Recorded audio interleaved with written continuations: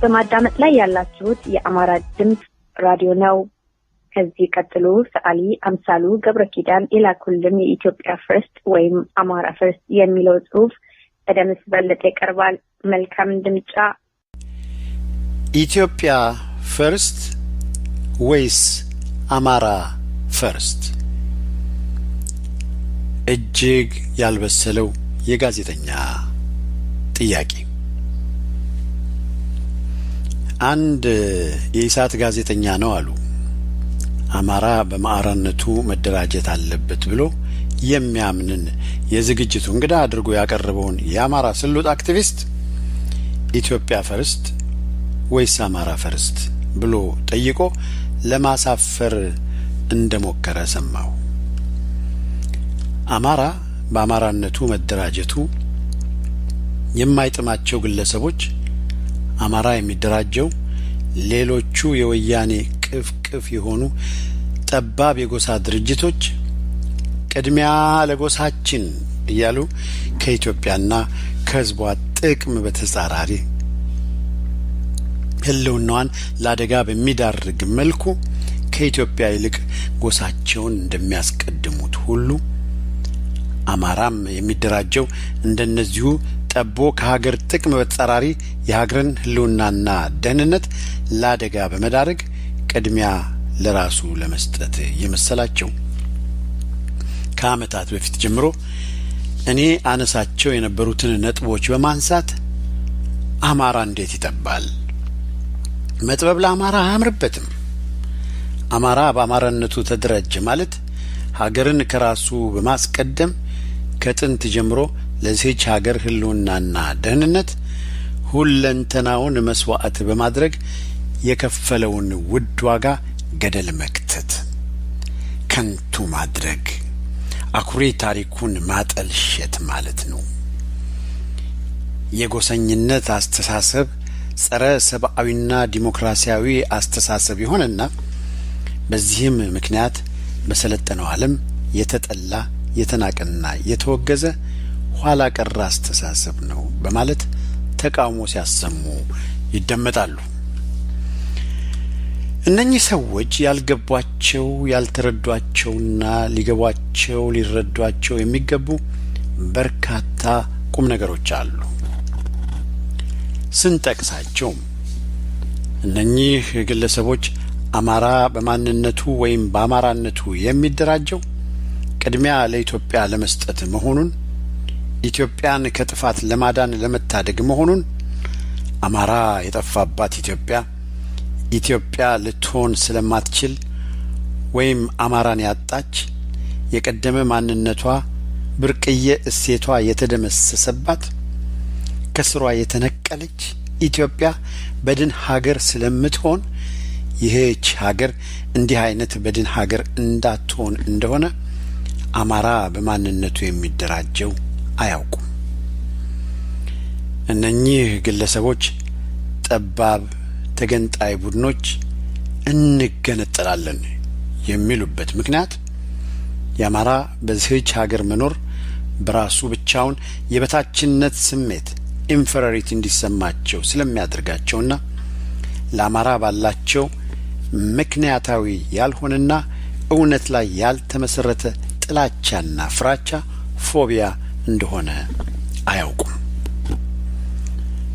እነኚህ ግለሰቦች ጠባብ ተገንጣይ ቡድኖች አማራ ከዚች ሀገር ቢጠፋ ወይም ባይኖር የመገንጠላቸውን ነገር ጨርሶ አነሱ እንደነበር ምንም አያውቁም። እነኚህ ግለሰቦች ተገንጣዮቹ ጠባብ ቡድኖች የአማራን ከዚህች ሀገር መጥፋት አጥብቀው የሚሹ መሆናቸውን አያውቁም። እነኚህ ግለሰቦች አማራንና ትሩፋቶቿን ያጣች ኢትዮጵያ በፍጹም ልትኖር እንደማይገባ አቋም አልያዙም፣ አያምኑም፣ አያውቁም። እነኚህ ግለሰቦች ይህች ሀገር ከማንነቷ ከስልጣኔዋ ከቅርሷ ከብርቅና ድንቅ እሴቶቿ ጋር ወደፊትም መኖር ካለባት የአማራ መኖር የግድ አስፈላጊ ስለመሆኑ ምንም የያዙት ግንዛቤ የለም።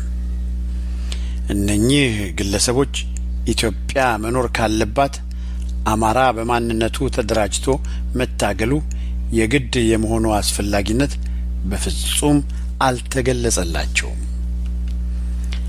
እነኚህ ግለሰቦች ጠንካራና ኃያል አማራ አለ ማለት ኢትዮጵያ ከክብሯ፣ ከሉዓላዊነቷ፣ ከታሪኳ፣ ከቅርሷ፣ ከማንነቷ፣ ከስልጣኔዋ፣ ከባህሏ፣ ከወዘተርፏ ጋር የመኖር ዋስትና አገኘች ማለት እንደሆነ አይገባቸውም። እነኚህ ግለሰቦች አማራ ቅድሚያ ለራሱ ህልውና ካልሰጠ በስተቀር ኢትዮጵያ ከክብሯ፣ ከሉዓላዊነቷ፣ ከቅርሷ፣ ከታሪኳ፣ ከማንነቷ፣ ከስልጣኔዋ፣ ከባህሏ፣ ከእሴቶቿ ጋር ፈጽሞ መኖር እንደማትችል ፈጽሞ አያውቁም። እነኚህ ግለሰቦች አማራ በአማራነቱ የሚደራጀው አማራ በመሆኑ ብቻ እንዲጠፋ አዋጅ ተነግሮበት ተፈጻሚ እየተደረገበት ስላለ የአማራ መጥፋት የሚገደው አካል የሌለ ሆኖ በመገኘቱና የአማራን የቤት ስራ ሌላው ሊሰራለት ስለማይችል ራሱን ለማዳን ራሱ መነሳት ግድ ስላለው እንደሆነ አያውቁም። እነኚህ ግለሰቦች አማራ በአማራነቱ የሚደራጀው ከሀገርና ከመላ ህዝቧ ጥቅም በተጻራሪ ጎሳቸውን ማዕከል አድርገው ኢፍትሃዊ በሆነ መንገድ ለጎሳቸው ጥቅም እንደሚማስኑት እንደ ሌሎቹ ጠባብ የጎሳ ድርጅቶች ከሀገርና ከህዝቧ ጥቅም በተጻራሪ በመቆም አማራን ተጠቃሚ ለማድረግ እንደሆነ አያውቁም። በጣም የሚገርመው እነኚህ ግለሰቦች ጠባብነትን እንጠላለን፣ አጥብቀንም እንቃወማለን እንደማለታቸው እከሌ ከገሌ ሳይሉ ጠባብነትን የሚያስተናግዱትን ጎሳ ተኮር ድርጅቶችን በሙሉ ማውገዝ መቃወም ሲገባቸው ወይ ለጎሳ ተኮሮቹ ሽፋን እየሰጡ ጠባብነትን እንዲያስፋፉ አለማድረግ ሲገባቸው እነሱን አቅፈው ድጋፍ እየቸሩ ያውም ተመሳሳይ ላልሆነና ሀገር አቀፍ ለሆነ የተቀደሰ ዓላማ ራሱን ለማደራጀት ጥረት እያደረገ ያለውን አማራን ግን ያለ ስሙ ስም በመስጠት በማውገዝና እንቅፋት በመሆን ራሳቸውን መጥመዳቸው ነው። ቅድሚያ ለጎሳዬ የሚለው ወያኔያዊ ጠባብ የጥፋት አስተሳሰብ እንዲጠፋ ከተፈለገ የሚጠፋው ይህንን አስተሳሰብ በሚያራምዱ ጠባቦችን የሰው ልጆች ምንጩ አንድ እንደመሆኑ ትኩረታቸውን ጎሳ ላይ ማድረግን ትተው ሰብአዊነት ላይና የዜጎች ዲሞክራሲያዊ መብት ላይ እንዲያደርጉ በማድረግ ስራ ሲሰራ ነው እንጂ እነሱን አቅፎና ደግፎ በመጓዝ ድጋፍ አድናቆትን በመቸር አለመሆኑን እነኚህ ግለሰቦች ጨርሶ አያውቁም። ይህ ጎሳ ተኮር አስተሳሰብ ከአማራ ውጪ ባሉ ጎሳና ብሔረሰቦች እስካለ ጊዜ ድረስ አማራ በማንነቱ አለመደራጀቱ ለዚህች ሀገር ህልውናና ደህንነት መተማመኛ ሊሆን እንደማይችል እነኚህ ግለሰቦች ጠንቅቀው ሊያውቁት ይገባል። ሌሎች ጎሳዎችና ብሔረሰቦች ጭቆና ስለደረሰባቸው መብታቸውን ለማስከበር በጎሳቸው ወይም በብሔረሰባቸው መደራጀት አለባቸው ብለው የሚያምኑ ግለሰቦች ከጭቆናም በላይ በሰው ልጆች ላይ ከሚፈጸሙ ወንጀሎች ከባዱና የመጨረሻው የሆነው የዘር ማጥፋት ኢሰብአዊ ጥቃት በግልጽና በስውር በወያኔና አጋሮቹ እየተፈጸመበት ያለውን የአማራን መደራጀት አግባብ አይደለም ሊሉ የሚችሉበት አንድም አመክንዮአዊ አግባብ አለመኖሩን ሊያውቁት ይገባል። እውነታው የተገላቢጦሽ ነው። አማራ መቼም ዘመን ቢሆን ደልቶት አያውቅም። በዚህች ሀገር ግፍና በደል የተፈጸመበት ጎሳ ወይም ብሔረሰብ አለ ከተባለ የአማራን ኢምንት ያህል እንኳ እንዳልሆነ ጠንቅቀን ልናውቅ ይገባል። በየመኖሪያ ጎጆው እየታጎረ በሺዎች የሚቆጠር ህዝብ ከነነፍሱ እንዲቃጠል ከመደረግ የከፋ ግፍና በደል ምንም የለምና አማራ ለዚህች ሀገርና መላ ህዝቧ ህልውናና ደህንነት ዘብ ቆሞ ራሱን እንደ ሻማ ሲያቀልጥ ልጆቹን ንብረቱን ሁለንተናውን ሲሰዋ ነው የኖረው። ለዚህም ነው የአማራ ገበሬ ከሌሎቹ ጎሳዎችና ብሔረሰቦች በተለየ መልኩ ድህነት የተንሰራፋበትና ጎስቋላ ጎጆም ደሳሳ ሊሆን የቻለው።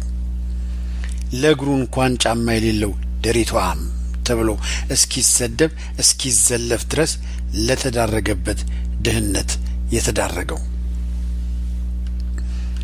አማራ በገዢዎች እየተገፋ እየተንገላታ እየተበዘበዘ ሁለንተናውን እያጣ ለገዢዎች መጠቀሚያ ሆኖ ተጎሳቅሎ መኖሩን እያወቀም እንዳልከፋው ሆኖ የኖረው ለሀገሩ ህልውና የግድ ሊከፍለው የሚገባ ዋጋ መሆኑን ስላመነና ስላወቀም ነው።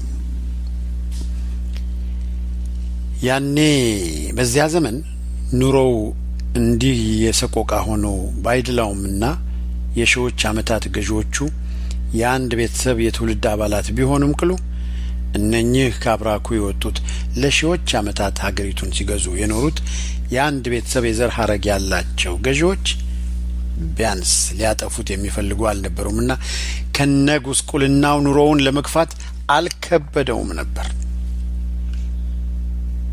አሁን ግን የተለየ ሁኔታ ገጥሞታል። ወርቅ ላበደረ ጠጠር ሆነና ነገሩ እንዲጠፋ ተፈርዶበታል ብቻም ሳይሆን እንዲጠፋ በሰፊው እየተሰራበትና እየጠፋም ይገኛል።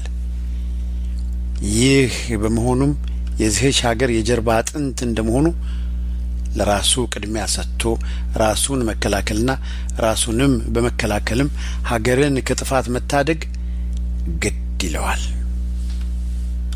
ማለት የፈለኩት በአጭር አማርኛ የሀገርና የአማራ ጥቅም ተወራራሽ እንጂ ተለዋዋጭ ወይም ተተካኪ አይደሉምና ኢትዮጵያ ፈርስት ወይም አማራ ፈርስት ብሎ የአንድነት ኃይል የሆነውን አማራን መጠየቅ ሲበዛ አላዋቂነትና ነውርም ነው።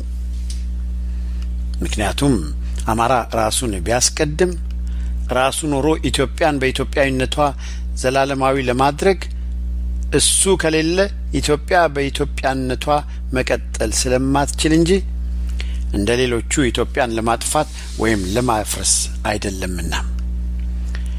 በመሆኑም አማራ ብቻ ሳይሆን ሁሉም ኢትዮጵያዊ ለኢትዮጵያና ለሕዝቧ ህልውናና ደህንነት አማራ ፈርስት ወይም ቅድሚያ አማራ ሊል ይገባል። ድል ለኢትዮጵያ ሕዝብ። ኢትዮጵያ ለዘላለም ትኑር። ሰዓሊ አምሳሉ ገብረ ኪዳን አርጋው